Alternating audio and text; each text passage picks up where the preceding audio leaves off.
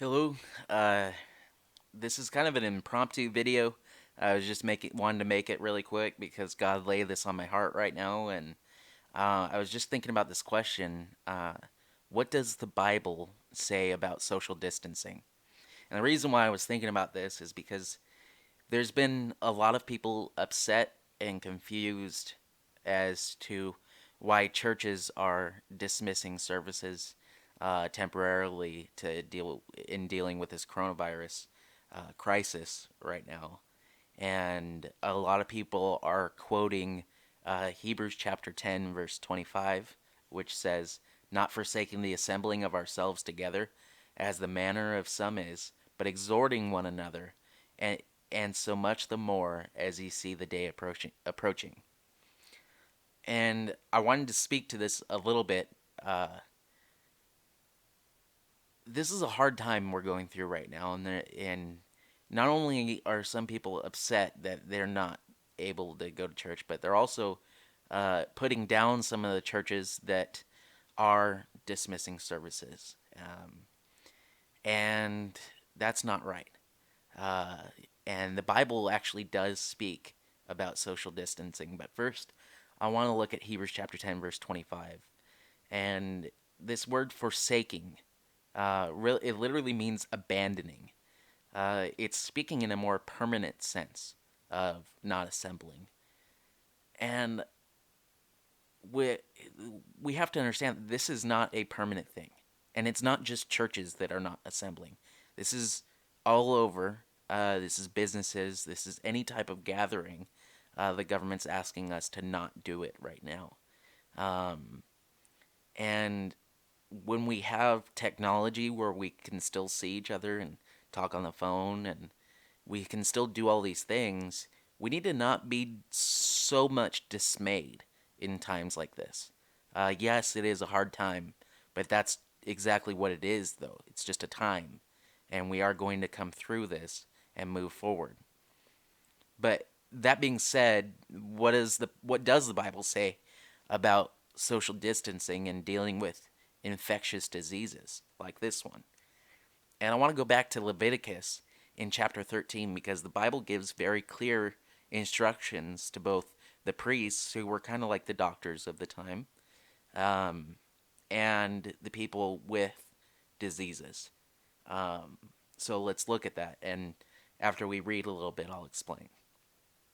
So Leviticus chapter 13 starts off in verse 1. It says this: "And the Lord spake unto Moses and Aaron, saying, When a man shall have in the skin of his flesh arising a scab or bright spot, and it be in the skin of his flesh like the plague of leprosy, then he shall be brought unto Aaron the priest, or unto one of his sons the priests, and the priest shall look on the plague in the skin of the flesh, and when the hair in the plague is turned white, and the plague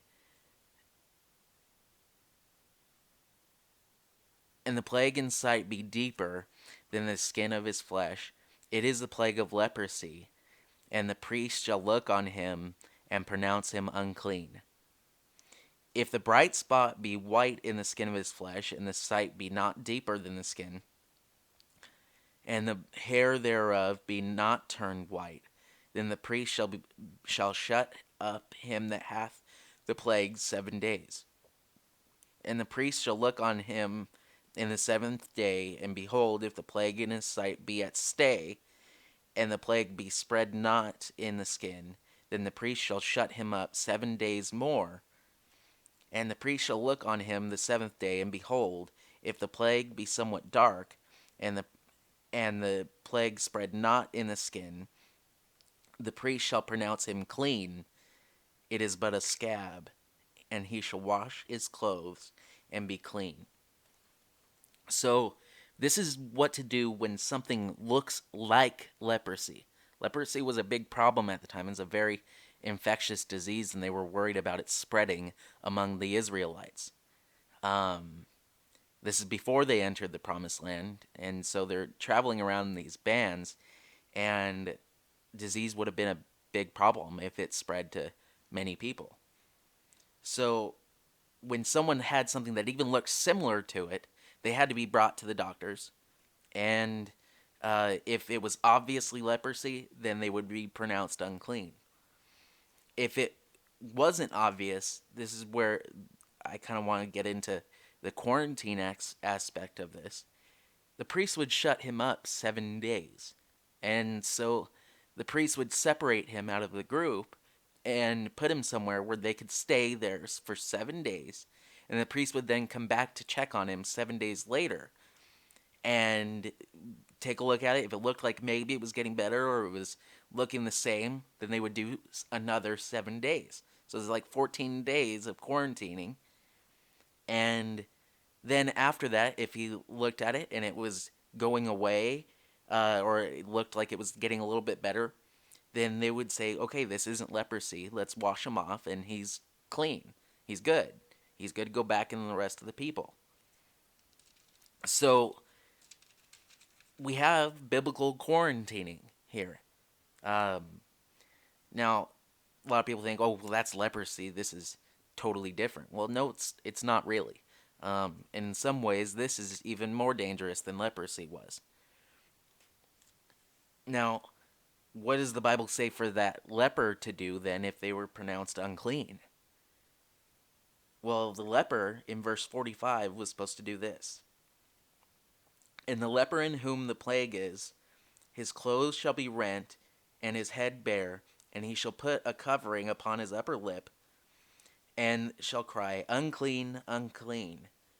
All the days wherein the plague shall be in him, he shall be defiled. He is unclean, he shall dwell alone, without the camp shall his habitation be. So, what we see here, this was not a punishment. I want to make that clear first. This sounds very negative, but this is to protect the group as a whole. They would be living outside the camp because they had something that could be passed on to other people. So it wasn't a negative. I mean, it was a negative thing, but it wasn't. They looked at this. They didn't look at this person as less than.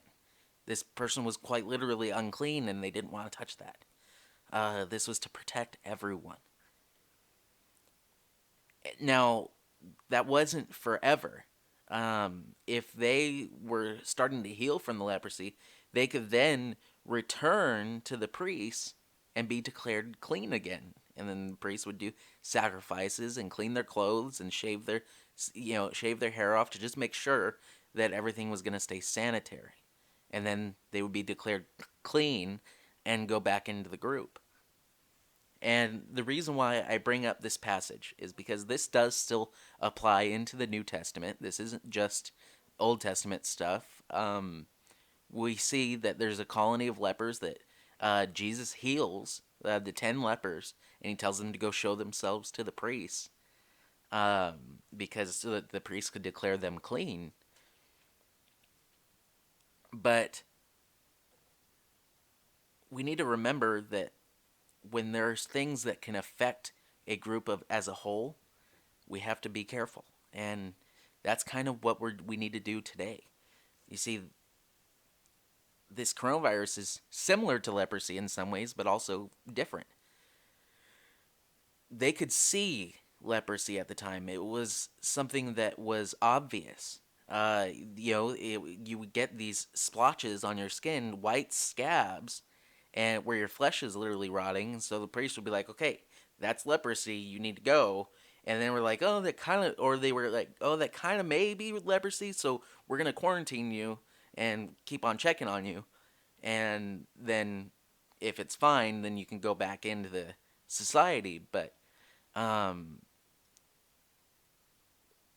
today, when we're dealing with this coronavirus stuff, uh, it's not easily visible.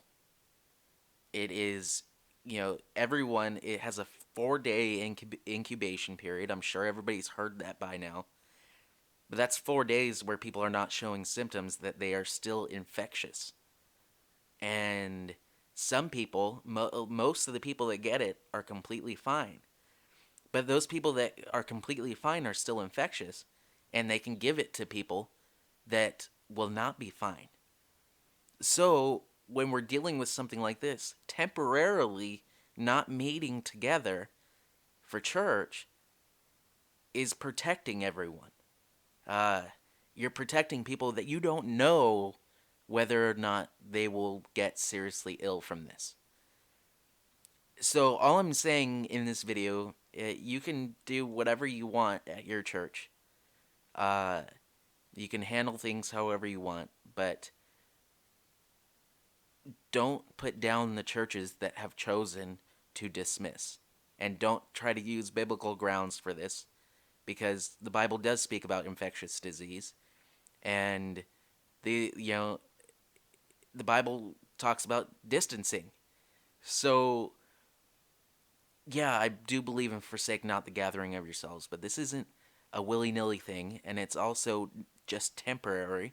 We're not doing this permanently, and we're not doing it because we don't like each other. We're not doing it because we don't want to see each other. We're not doing it just because we want to stay home on Sundays. We're doing it to protect the people that may not have the immunity like some other people do. With that said, I hope you got something out of this. Like I said, this was just really quick and impromptu, but um, the Bible does tell us what to do in times like this. And I believe that God is supportive of us trying to protect each other by distancing ourselves. Hello, I pray that you got something out of this video. Um, if you did and you would like to see more, go ahead and subscribe to my channel and hit the notification bell. That way you can find out anytime I post something new. And I pray that you have a blessed day, and I pray that you continue to seek God in your life and continue to walk in faith.